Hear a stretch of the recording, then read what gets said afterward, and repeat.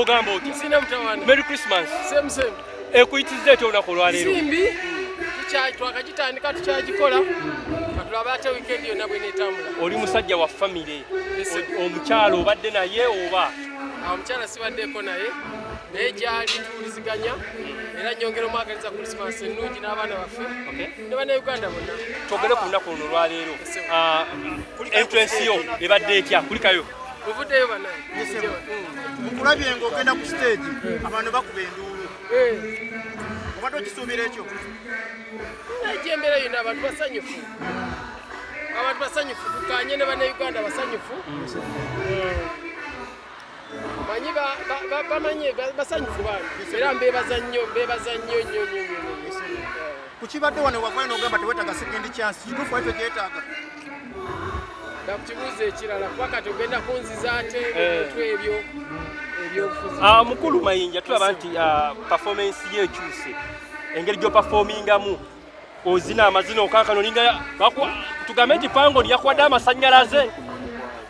era ebyo byekola fujjo lyange ate tukulabako ng'okikola bino byebuuza abalabi buuza gwerwakuba obeera eno mu kamera naye bali abawalirayo yo Mayinja gwe bamanyi ogere kuyimba lwana mukwaya ng'obeerawo oluwandiiko oba Fango ne yakuwandikidde oluyimba lwa namukwaya si luyimba kabadde kalanga naye kati ekyo ekyafulumye namukwaya biki tulina ebitu byetuyita behind the stage behind scenes kakati tulina effujjo lyaffe lye tukola naye tetulifulumya naye simanyi mwana oyo yafulumiza bintu tukola effujjo lingi omanyi bakuyitawo newagadde kyatuwajjamu atukubemu omuzikiti tuyije akalango n'ogamba oba nkatandika entya one olina okulowooza ku type ya audience gy'oyita n'olowooza format ki kale erinnya nga namukwaya tojja kugamba linnya nti oba Joanita oba Evelyn ezzungu audience gye tuyita kale olina okuyiya erinnya n'olikubawo wali nabadda olitegedde kino then olikiwa tonation mukirina okuba okitegedde kati kyo kyenali naye mbwe nali nkiyiiya ate akala ne kalikodinga ate ne kabifulumya ebintu bikolanga mu studio n'olimba lusobola n'okulema ogakola kino naye temubifulumya product ewedde naye kali akajaze abantu bonna bagayi omukulu abadde ki kakati ako ebyonna libafujjo naye nga kabadde kalanga owabirabi ku TikTok kitakujidde mugongo abaana ba TikTok abo simanyi ali basonyiwa tubaleke okimanyi gwe number one trending ku TikTok trending okukola naye nabirese kubanga nze okunjogerako ekirungi kati ge mawulire naye ekibi ngamba ebyo kati bya bulijjo tukulabeko ne mukulu Geoffrey Utaya abadde akugamba ki oyo muganda wange mukwano gwange muliraana wange so sisobola kuba nti buli kyananyumya naye ate nga nkireeta mawulire nalowoozeza nti oba oluyimba lwa namukwaya abadde akubulira nti tulo tufuuka ku layini aleka mulowooleza tubadde na byaffe birala tabyogeddeeko oluyimba lwa namukwaya ako kalango muganda kati gwe tewakategedde tewategedde gye tugenda kuba kati erinayo tekiniki gy'osobola okukozesa abantu ne bategeera mangu buli lwokyongerayo oyongera kulanga nkwakyo buli lwokyongera singa nakoze akali decent singa era mubuulira kati goyina obwa Christmas obwalimu bwonna oyina kosobola okuŋŋamba off head kati wano toyina era kiri ekibifaane ky'oŋŋamba so audience ye target audience gye nkugamba mukola akalanga ako alien ye yakuyise oba gwe wagenzeeyo Emma yemutegese Emma Sebo yakategese yategese kali yangambe tugenda mu nyimbere y'akalango kivuli kiri bwe kinebwe kisinenga obanka yimbe ntajukira omuntu aguddeko ne tukali mu studio omwana nakutekamu ekigoma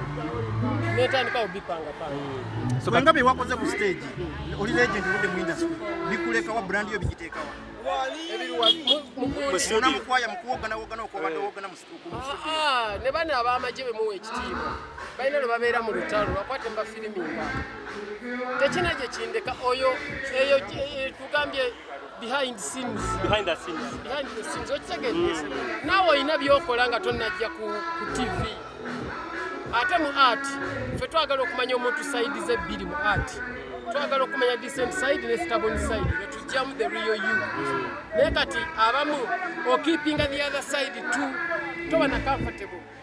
neffe mu art sooka neekujjamu yo stubborn side n'egimanya neekujjamu neyo decent side kati bwe tuba tugenda okukola show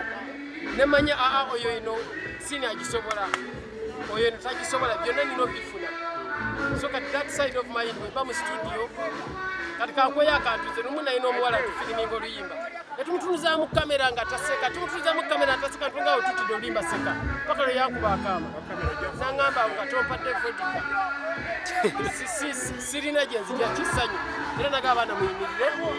nemuwaka vodika kendagenda okulaba nga aseka nga nebyo tutubifiriminga otegereza noli masinza dogera so olabye tukola behind scenes ebyo bibe emabega ebyo akwenda kuzina ate abaana batandisa obita kyabulabe tugambe nti no bakusetinze bo bakolereko amawulire tebasetinze naye kyeyika omwana eyabadde ku kamera naye yabadde yeewuunya kuba mukukulabamu wakayinza noyita namukwaya nomwana nojjako ediseti bwoti nolaga nti oba kyokoze oba obitegedde naye jjukira bw'oba ne headset ku mutwe sawundi ekugira si yekugira ng'okoze ogyeko lwakuba singa mubuuzako bawaitans abalala omuntu aba ne fane site mukulu Mayinja lwalwako omukyalo yavaayo n'agamba nti ekyakomyawo e Bungereza wajja kubanja kyapa kyo ebimu tubibuuke njagala nnyo tubeere ku nnyimba zino twalabe champion gudo ng'akaddamu ne bagamba nti nno gwe yagamba aliyeni omwana akaddemu katambule nnyo kituufu kyonna kyekiri ffe tuli ku advertisement ffe gyonna gye katuuka kasitomanya nti 31 nkwakyo fesifayo kyoyogera kasitomanya ensonga eyo kino kikoze lwakuba nti nno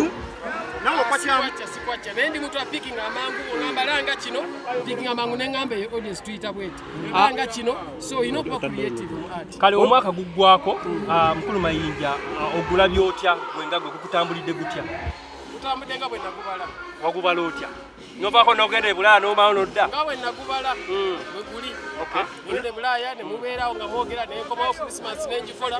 Christmas ndi kalenda nvaawo ngenda mukono 26 ndi kiwaatule 31 ndi wankulukuku nga lumu ndi ggaba papa omwaka guno bayimbi ki abasinze okukukolera music nyimba ki ezisinze okukukolera guno omwaka bangi Irene Skin yankoledde